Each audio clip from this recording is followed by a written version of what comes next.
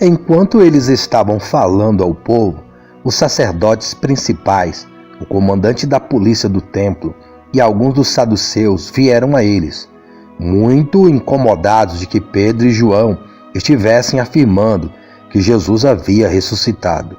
Eles prenderam Pedro e João e, como já havia anoitecido, puseram os dois no cárcere para passar a noite. Porém, muitos que ouviram a mensagem deles creram nela, de modo que o número de crentes agora já atingia cerca de 5.000 homens. No outro dia, aconteceu que um conselho de todos os líderes judaicos estava em sessão em Jerusalém. Ali estavam o supremo sacerdote Anas, Caifás, João, Alexandre e outros dos parentes do supremo sacerdote. Assim foi que os dois discípulos foram trazidos à presença deles. Com que poder ou pela autoridade de quem vocês fizeram isto? Perguntou o conselho.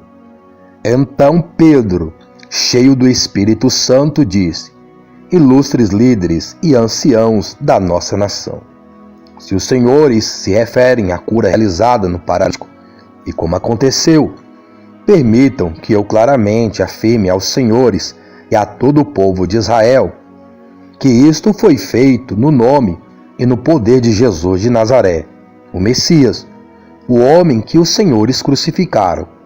Mas Deus ressuscitou. É pela autoridade dele que este homem se acha aqui curado. Porque Jesus, o Messias, é aquele a quem se refere as Escrituras, quando falam de uma pedra rejeitada pelos construtores, que se tornou a pedra principal da esquina. Não há salvação em nenhum outro mais, debaixo do céu inteiro. Não existe nenhum outro nome para os homens chamarem, a fim de serem salvos. Quando o conselho viu a coragem de Pedro e João, e pôde ver que eles eram evidentemente homens simples e sem cultura, ficaram espantados e perceberam o que a convivência com Jesus havia feito neles.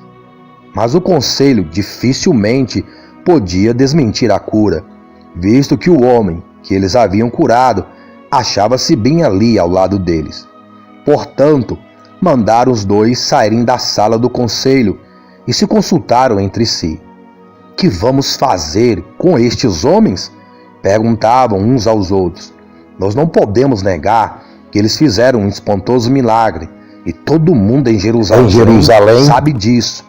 Porém, talvez possamos impedir que se espalhe a propaganda deles. Nós diremos a eles que, se fizerem isso novamente, receberão o pior castigo possível. Então eles chamaram os dois de volta e lhes disseram que nunca mais falassem novamente a respeito de Jesus. Mas Pedro e João responderam: Decidam, senhores, se Deus quer que nós lhe obedeçamos, em lugar de obedecermos a Ele. Nós não podemos parar de falar das coisas maravilhosas que Jesus fez e disse. Atos, capítulo 4, do 1 ao 20. Por último, quero recordar-lhes que a força de vocês deve vir do imenso poder do Senhor dentro de vocês. Vistam-se de toda a armadura de Deus, a fim de que possam permanecer a salvo das táticas e das artimanhas de Satanás. Porque nós não estamos lutando contra gente feita de carne e sangue, mas contra pessoas sem corpo, os reis malignos do mundo invisível, esses poderosos seres satânicos e grandes príncipes malignos das trevas que governam este mundo, e contra um número tremendo de maus espíritos no mundo espiritual. Portanto, usem cada peça da armadura de Deus para resistir ao inimigo sempre que ele atacar, e, quando tudo estiver acabado, vocês ainda estejam de pé. Mas para fazer isso, vocês necessitam do cinturão forte da verdade e da couraça da aprovação de Deus. Calcem sapatos que possam fazê-los andar depressa ao pregarem a boa nova da paz com Deus. Em cada batalha vocês precisarão da fé, como escudo para deter as flechas ardentes disparadas por Satanás contra vocês. E precisarão do capacete da salvação e da espada do Espírito, que é a palavra de Deus. Orem o tempo todo. Peçam a Deus qualquer coisa que esteja de acordo com os desejos do Espírito Santo. Argumentem com Ele, fazendo-o lembrar-se das necessidades de vocês. E continue orando fervorosamente por todos os cristãos em toda parte.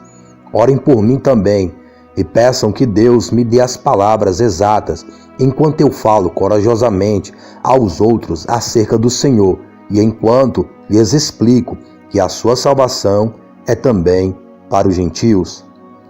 Efésios, capítulo 6, do versículo 10 ao 19.